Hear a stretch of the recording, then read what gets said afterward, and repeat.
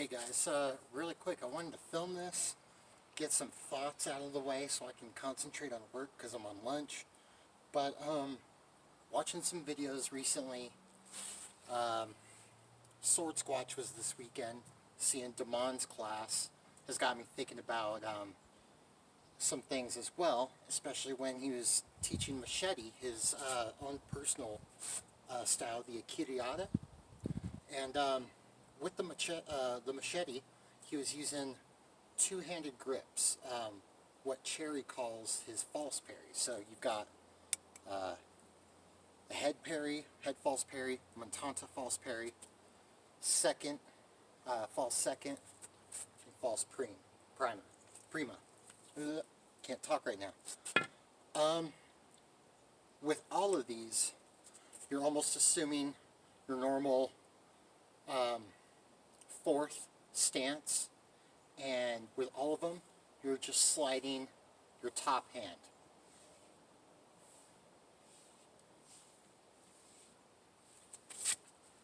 To protect. And it never deviates from thumbs facing the same direction. They're never facing opposite directions. That's one thing I've noticed in Cherry's book. He never even mentions it. And the one thrust that he does actually talk about explicitly and demonstrates, I should say actually talks about two, but only demonstrates one, is the thrust from second here, false second, where you turn it around, thrust, and then catch it, and then you slide your hand back and you're good to go to swing. He never talks about thumbs facing each other. I'm sorry. But also the other thing that you do from here, besides just the thrust alone, is a blow to the head, a vertical strike. Something I was noticing playing with holding this and trying to do that is when you have thumbs together with Cherry stick. Let's say I parried like this. You can't, it doesn't allow you to perform that follow-up blow. What you can do though, at least the vertical angle, what that does allow you to do though, if you are holding this way, so this is now going beyond Cherry and what he shows and beyond the reconstruction of his treatise, but assuming you did somehow have your hands apart in a false parry with the thumbs facing each other instead of the same direction, the one thing you can do from either end, and now that I think about this, I've seen this with the O'Doyle method of Irish shillelagh, which you're just coming around on the horizontal. That's what thumbs in allow you to do, as opposed to thumbs same direction, which enables the vertical strike. So for up until this time, I've basically been hard and poo-pooing on thumbs facing each other, mostly because Cherry doesn't show it, but I think that plays into the system that he's showing and the handling of it, because it's very dynamic, and a lot of switching around like that can break the rhythm, break the timing.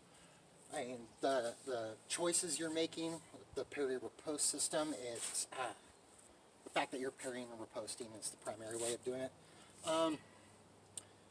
Feels like it can just kill a lot of time, but also I noticed it's a walking stick method, and he's talking about it from that perspective.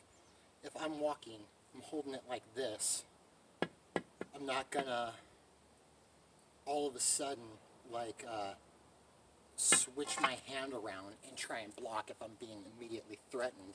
If I'm like this, I'm walking down the street, or I'm on a trail, or this is whenever and someone all of a sudden is attacking me, if my response needs to be immediate, you just grab like this, and I'm doing Cherry's system, because I bring them together, I can do that thrust. I can also do the head blow. It's just more natural, I feel like. And it's one of the goals of this. I mean, he shares that philosophy with Le Boucher of that journey, and it's designed in that same way as that journeyman. I know nothing about fencing. This is a very simple system that can help protect me. Parry, riposte, you know, with just a few basic strikes. It's meant to be able to, you know, yeah, it's meant for that purpose.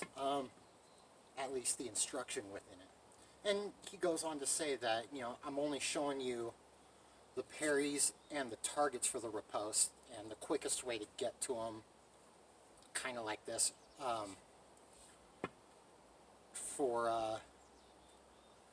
but just for the sake of explanation. He goes on to talk about, though, or that, like the very next sentence, like, but every master has their own method for teaching, so I leave this as neutral and of a thing as possible, so you can apply your own methodologies and teachings to this. This is a scientific description of this weapon. It's not a how-to, per se. So, but yeah, with the thumbs facing each other as opposed to thumbs same direction, those are just some initial thoughts. If I'm sitting here parrying same direction as Cherry does, it enables the vertical blow, follow it, but not the horizontal blow so much. That's something I didn't cover as well. But the thumbs in toward each other, maybe it has to do with the fact that they're already kind of horizontal in that respect. I mean, that makes sense. Especially if I'm up here and here. Here still doesn't quite work, but the only thing I could really do from here would be a one-handed montante. I'm not sure how practical that would be. Who knows? Just more to explore. Anyway, I'm talking too much and rambling. So, but I can see blue sky, so I thought I'd come out and do something since it's been days. Stay safe, guys.